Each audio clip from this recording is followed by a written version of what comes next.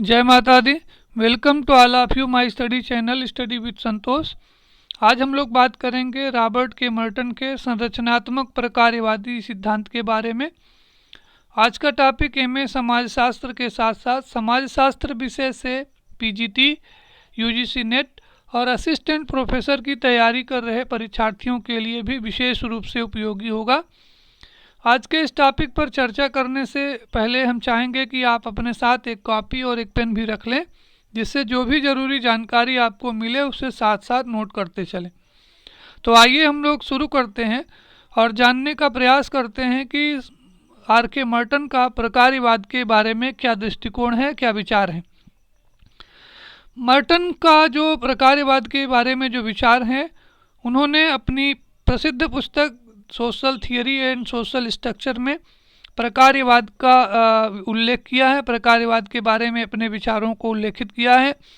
इस किताब में, इस पुस्तक में सबसे पहले उन्होंने प्रकार्य के प्रचलित अर्थों का उल्लेख किया है, यानी सामान्य बोलचाल की भाषा में जो प्रकार्य शब्द का जो प्रयोग किया जाता है, तो उन प्रचलित अर्थों में प्रकार्य को जिन जिन अर्थों में प्रयोग किया जाता है उसके बारे में मर्टन ने बताया है कि प्रकार्य शब्द का 5 भिन्न भिन्न अर्थों में प्रयोग किया जाता है, जैसे उत्सव के रूप में, व्यवसाय के रूप में, पद की भूमिका के रूप में और गणित शास्त्रीय रूप में, और 5वां है जीव विज्ञान के अर्थ में फंक्शन। आप देखते हैं कि अक्सर सामान्य बोलचाल की भाषा में किसी सार्वजनिक उत्सव के लिए महाविद्यालय में कोई फंक्शन या एनुअल फंक्शन होता है तो हम कहते हैं हमारे यहाँ आज फंक्शन है। तो यहाँ पर उत्सव को फंक्शन के रूप में प्रयोग में लिया जा रहा है। इसी तरह से व्यवसाय को भी फंक्शन में प्रयोग किया जाता है। जैसे जो विभिन्न जातियां हैं, उन जातियों के अलग अलग जो फंक्शन हैं, अलग अलग कार्य हैं। पद के रूप में भी फंक्शन का उपयोग किया जाता है, जैसे राष्ट्रपति या जो प्राचार्य का जो पद है वो उसकी क्या भूमिका होती है, क्या फंक्शन होता है। तो यहाँ पर पद को भी हम फंक्शन के रूप में प्रयोग में लाते हैं। गणित में भी फंक्शन का अर्थ जो है वो अलग तरीके से लिया जाता है। जैसा कि आप जानते हैं कि गणित में x प्लस वाई या x प्लस वाई के बीच में, x माइनस वाई के बीच में जो चिन्ह है, ये जो माइनस और प्लस का जो चिन्ह है, ये एक पद का दूसरे पद से संबंध बताने के लिए इसका प्रयोग किया जा रहा है। तो गणित में जो फंक्शन है वो अलग है। पद की भूमिका के रूप में, व्यवसाय के रूप में और उत्सव के रूप में फंक्शन शब्द का प्रयोग किया जा रहा है। यहाँ पर जीव विज्ञान के अर्थ में फंक्शन का जो प्रयोग किया जाता है वो इस अर्थ में किया जाता है जीव विज्ञान में कि शरीर के जो विभिन्न अंग हैं उनके द्वारा शरीर के संचालन के लिए दिया जाने वाला जो योगदान है उसे हम फंक्शन कहते हैं। यहाँ पर मर्टन ने बताया कि जीव विज्ञान के अर्थ में जो फंक्शन का प्रयोग किया जाता है, बिल्कुल इसी अर्थ में समाजशास्त्र में भी हम फंक्शन का प्रयोग करते हैं। यानी समाजशास्त्र में जो फंक्शन शब्द का अर्थ है वो ये है कि सामाजिक व्यवस्था को बनाए रखने में जो विभिन्न इकाइयों के द्वारा जो योगदान दिया जाता है उसी को हम फंक्शन कहते हैं या प्रकार्य कहते हैं।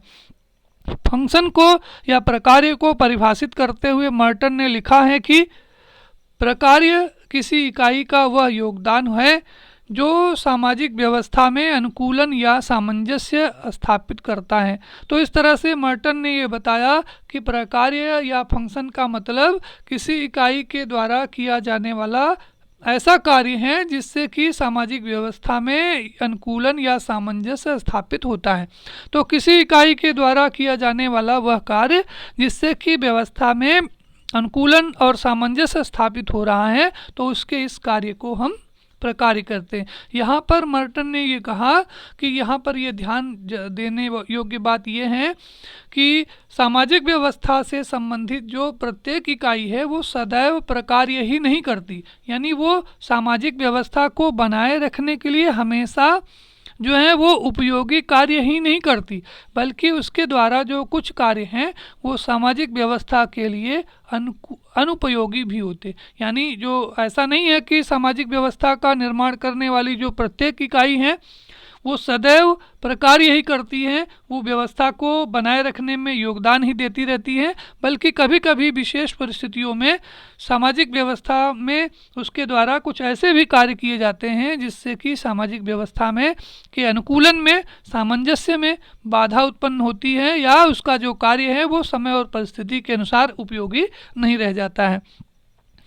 अपने प्रकार्य और अकार्य संबंधी जो व्याख्या है, उस व्याख्या में मर्टन ने 3 बातों का उल्लेख किया है।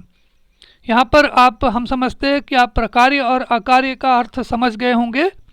प्रकार्य का मतलब ये है कि किसी इकाई के द्वारा किया जाने वाला ऐसा कार्य जिससे कि व्यवस्था में सामंजस्य या अनुकूलन बना रहता है। तो अनुकूलन या सामंजस्य को बनाए रखने के लिए किए जाने वाले कार्य को हम प्रकार्य कहते हैं, और अगर उसके कार्य से व्यवस्था में कोई अनुकूलन और सामंजस्य स्थापित नहीं हो रहा है तो उसके इस कार्य को हम अकार्य कहते हैं। तो प्रकार्य का मतलब ऐसा कार्य जिससे कि व्यवस्था में अनुकूलन और सामंजस्य स्थापित होता है, और अकार्य का मतलब ऐसे कार्य या भूमिका से होता है जिससे कि सामाजिक व्यवस्था में अनुकूलन या सामंजस्य उत्पन्न नहीं होता या उसमें बाधा उत्पन्न होती है। तो जैसा कि हम अभी चर्चा हो रही थी कि मर्टन ने प्रकार्य और अकार्य के बारे में 3 महत्वपूर्ण बातों को बताया है, 3 महत्वपूर्ण बातों का उल्लेख किया है। पहली बात ये बताई उन्होंने कि प्रकार्य और अकार्य का संबंध अच्छे बुरे से नहीं होता है, इसका संबंध केवल और केवल व्यवस्था को दिए जाने वाले योगदान से होता है।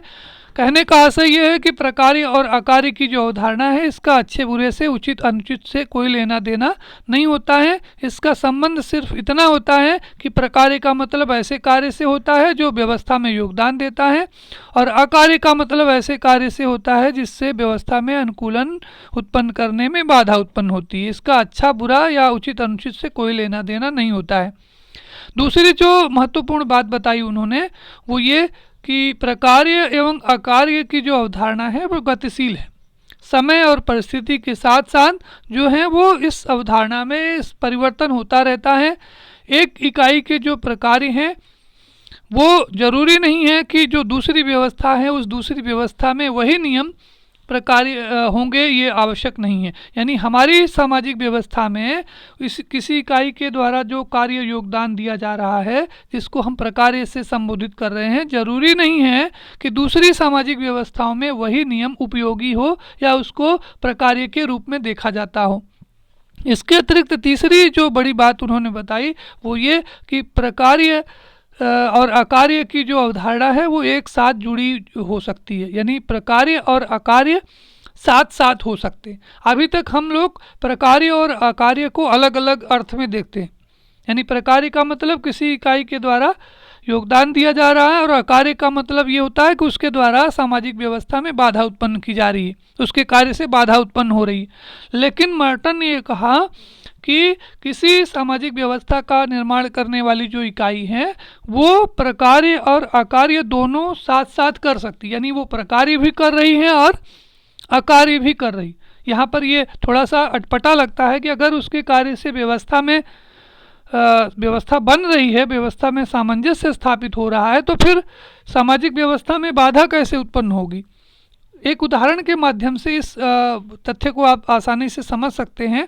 जैसे भारत में जो संयुक्त परिवार व्यवस्था है, जो जिसके कुछ महत्वपूर्ण कार्य हैं, प्रकार्य हैं, जैसे कि संयुक्त परिवार में जो संपत्ति जो है वो संयुक्त होती है, परिवार की जो ज़मीन है उसका बंटवारा नहीं होता है, और परिवार में जो बीमार हैं, जो बूढ़े हैं, जो बच्चे हैं, उनका भरण पोषण होता रहता है, उनकी देख रेख होती रहती है।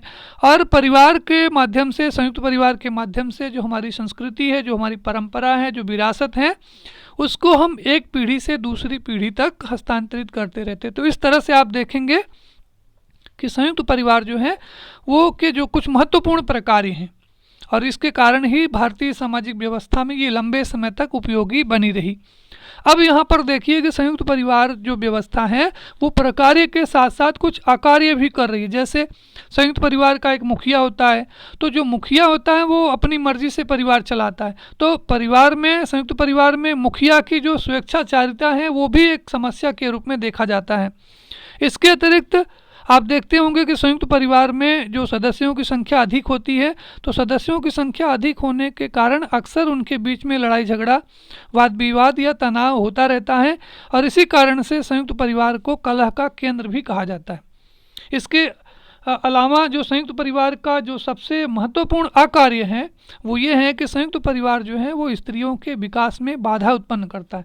यानी संयुक्त परिवार जो प्रणाली है वो स्त्रियों के हितों के, उनके अधिकारों के, उनके सम्मान के विपरीत कार्य करती है। यानी संयुक्त परिवार जो की पुरुष प्रधान व्यवस्था होती है जिसमें, तो इस पुरुष प्रधान व्यवस्था में महिलाओं का जो अधिकार है, जो महिलाओं का जो हित है वो इसमें महत्वपूर्ण नहीं होता, पुरुषों की ही प्रधानता होती है, उनका हित महत्वपूर्ण माना जाता है। तो इस तरह से यह स्पष्ट हो जा रहा है कि संयुक्त परिवार जो व्यवस्था है वो प्रकार्य और अकार्य दोनों साथ साथ कर रही हैं। अपने प्रकार्यवादी संबंधी विचार को और अधिक स्पष्ट करने के लिए मर्टन साहब ने प्रकार्य के दो भेद किए हैं। यानी उन्होंने प्रकार्य को दो भागों में विभाजित किया है या दो प्रकार के प्रकार्य बताए हैं। उसमें से पहला है प्रगट प्रकार्य और दूसरा है अप्रगट प्रकार्य।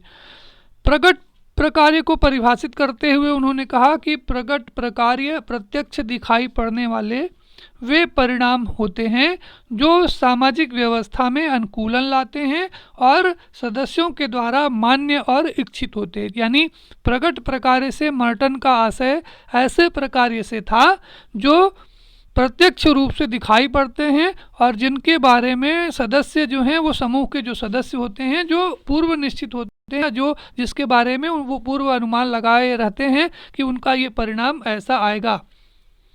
दूसरा उन्होंने अप्रगट प्रकार्य कहा। अप्रगट प्रकार्य को स्पष्ट करते हुए मर्टन ने बताया कि अप्रगट प्रकार्य सामाजिक व्यवस्था में अनुकूलन तो लाते हैं लेकिन व्यवस्था के सदस्यों के द्वारा न तो मान्य होते हैं और न ही अभीष्ट होते हैं। तो इस तरह से यह स्पष्ट होता है कि प्रगट प्रकार्य जो हैं वो पूर्व निश्चित और निरीक्षित परिणाम होते हैं, जबकि जो अप्रगट प्रकार्य होते हैं वो अज्ञात होते हैं, उसके बारे में हम कोई पूर्वानुमान नहीं लगाते हैं।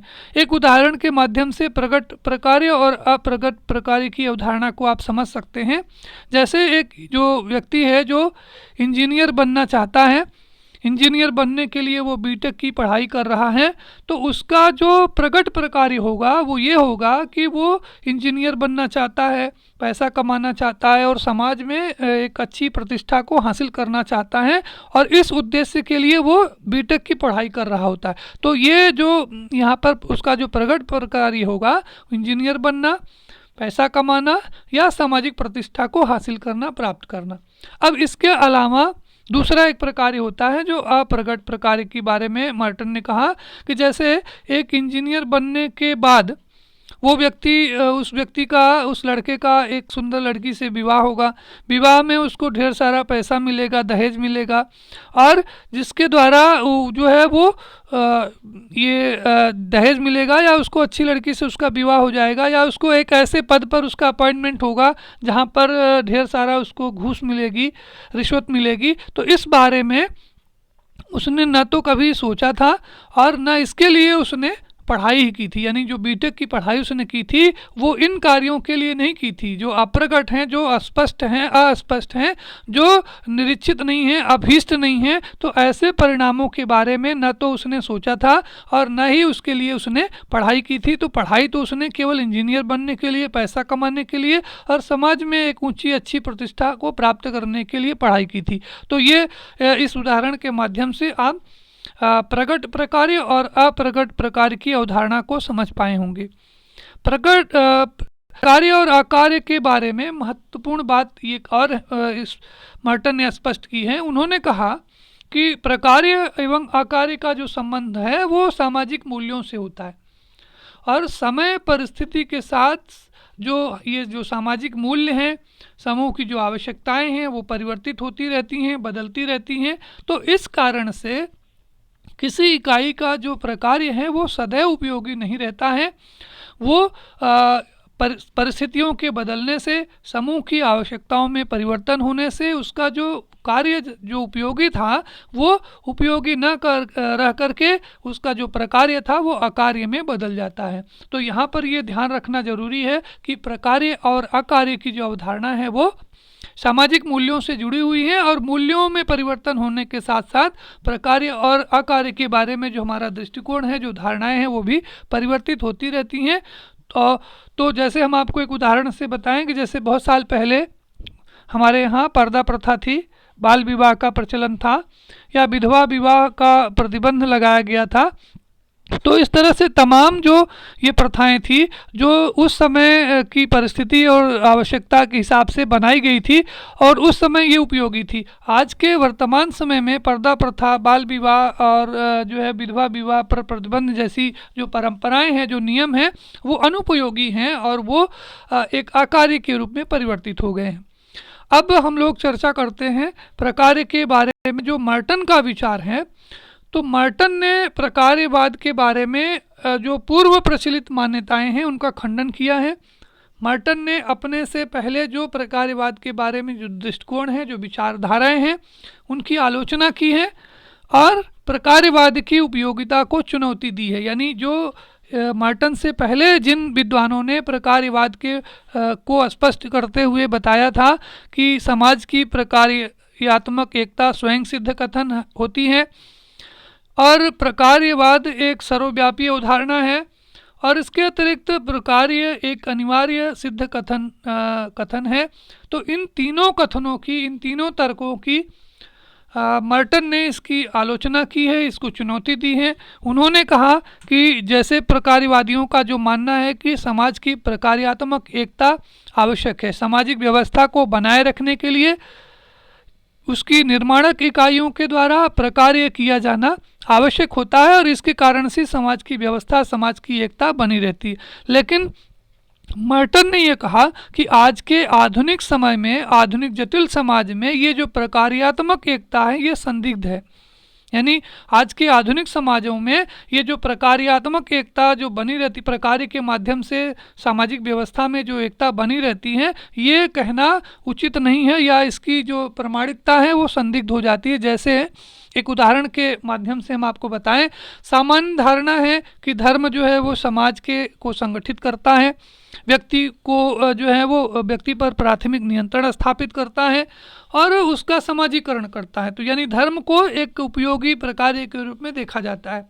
लेकिन मर्टन का मानना है कि जहाँ पे विभिन्न प्रकार के धर्म होंगे, अलग अलग धार्मिक विश्वास और धार्मिक परंपराएं प्रचलित होंगी, वे धार्मिक समाज को संगठित करने के बजाय समाज में अनेक प्रकार की समस्याएं उत्पन्न करेंगी। भारत जैसे देश में तो इसको स्पष्ट रूप से देखा जा सकता है, जहाँ पर जो भारत जो बहुधर्मी धार्मिक परंपराओं वाला देश है, यहाँ पर अनेक प्रकार के धर्म, संप्रदाय और मतांतर प्रचलित हैं। तो ये जो विभिन्न धर्म हैं, विभिन्न जो मतांतर हैं, संप्रदाय हैं, ये समाज की एकता को बनाने के बजाय सामाजिक व्यवस्था के लिए खतरा उत्पन्न करते हैं, उसमें बाधा उत्पन्न करते हैं। आज भारत में जो धार्मिक आधार पर जो संप्रदायवाद है, संजातीयता है, इसको स्पष्ट रूप से देखा जा सकता है और जो धार्मिक वैमनस्य उत्पन्न हो गया है, एक संप्रदाय के लोग दूसरे संप्रदाय को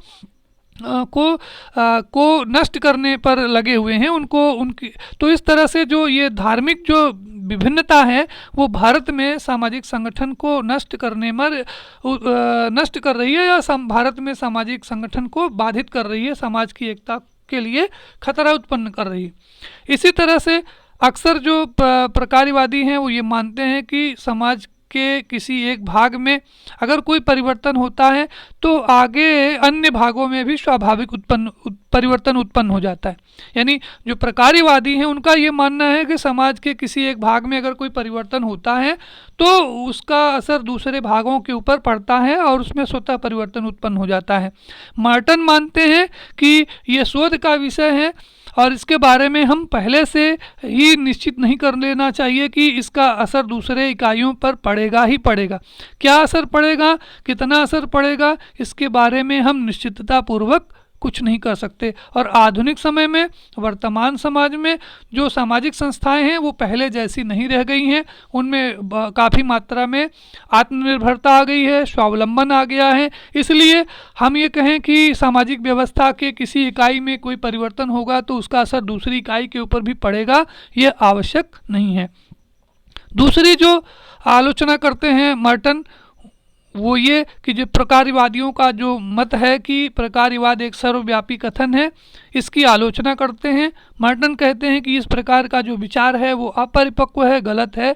उन्होंने कहा कि जो प्रकार्यवाद जो है वो इस आधार पर होना चाहिए, प्रकार्यवाद जो है वो किसी पूर्व कल्पना या पूर्वानुमान पर आधारित नहीं होना चाहिए, बल्कि इस पर शोध होना चाहिए कि सामाजिक व्यवस्था का जो भाग है, सामाजिक व्यवस्था का निर्माण करने वाली जो इकाई है वो प्रकार्यात्मक है, अकार्यात्मक है अथवा गैर प्रकार्यात्मक है। तो हम मर्टन का ये कहना है कि प्रकार्यवाद एक सर्वव्यापी स्वयं सिद्ध कथन है, ये बात पूरी तरह से सही नहीं है। तीसरी जो आलोचना प्रकार्यवादियों की वो करते हैं, अपने से पूर्व के जो प्रकार्यवादी हैं उनके विचारों का जो खंडन करते हैं, वो ये है कि अक्सर जो प्रकार्यवादी हैं वो प्रकार्यवाद को एक अनिवार्य व्यवस्था के रूप में प्रमाणित करते हैं।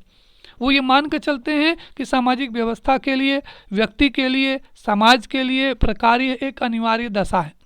लेकिन मर्टन कहते हैं कि ये जो तर्क है वो उचित नहीं है, ये अतर्क संगत है। वास्तव में उन्होंने कहा कि जो सामाजिक जो संस्थाएं हैं वो समाज में विद्यमान रहती हैं, लेकिन ये आवश्यक नहीं है कि वो कोई न कोई योगदान ही देती रहेंगी। उनके द्वारा ऐसे भी कार्य किए जा सकते हैं जिससे कि सामाजिक व्यवस्था में कोई बाधा भी उत्पन्न हो सकती है, सामाजिक व्यवस्था में अनुकूलन करने में दिक्कत भी आ सकती है। तो ये कहना कि प्रकार्यवाद जो है वो अनिवार्य है, होना ही है, ये सर्वथा उचित नहीं है। प्रकार्यवाद के बारे में एक बात और उन्होंने बताई कि जो प्रकार्यवाद है, जो सामाजिक व्यवस्था है, वो प्रकार्यात्मक विकल्पों की भी सुविधा रखती, यानी सामाजिक व्यवस्था का निर्माण करने वाली जो विभिन्न इकाइयां हैं वो अपने लिए प्रकार्यात्मक विकल्प भी बना करके रखती हैं। अगर किसी इकाई के द्वारा जो उपयोगी कार्य, उपयोगी प्रकार्य नहीं किया जाता है, किसी इकाई के द्वारा ऐसा कार्य किया जाता है जिससे कि सामाजिक व्यवस्था में बाधा उत्पन्न हो रही है, संतुलन सामंजस्य स्थापित करने में दिक्कत आ रही है, तो वो जो सामाजिक व्यवस्था है उस व्यवस्था को बनाए रखने के लिए जो दूसरी इकाइयां हैं उन दूसरी इकाइयों का भी उपयोग करती रहती हैं और उनके द्वारा अपनी उपयोगिता, अपनी जो व्यवस्था को बनाए रखने का प्रयास करती रहती हैं।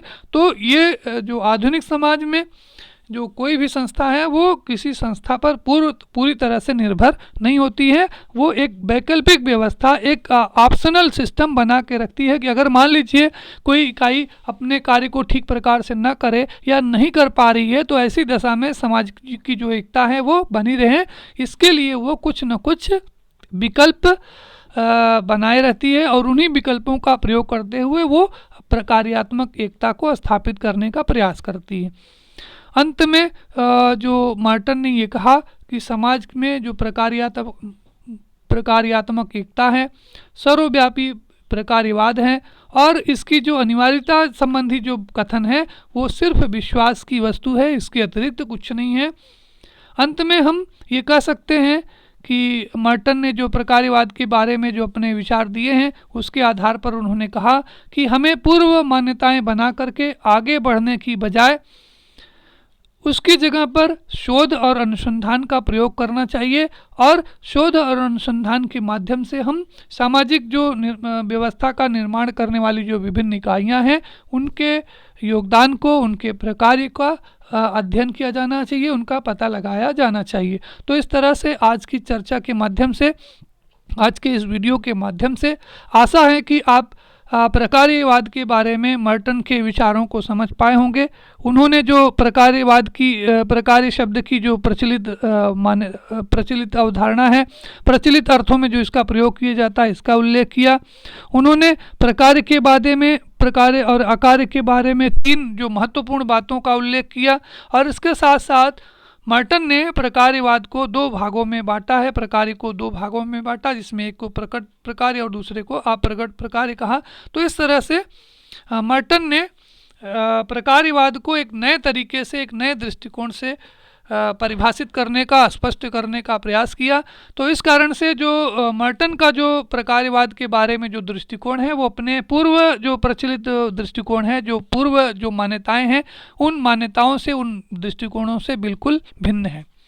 अंत में हम आपसे कहना चाहेंगे कि इस वीडियो को लाइक करें, चैनल को हमारे सब्सक्राइब करें और अपने मित्रों के बीच में शेयर करें, और साथ में जो घंटी वाला बटन है, बेल आइकन है, इसको ज़रूर दबाएं, जिससे कि आपको जो मेरे लेटेस्ट वीडियो हैं वो आप तक पहुंचते रहें।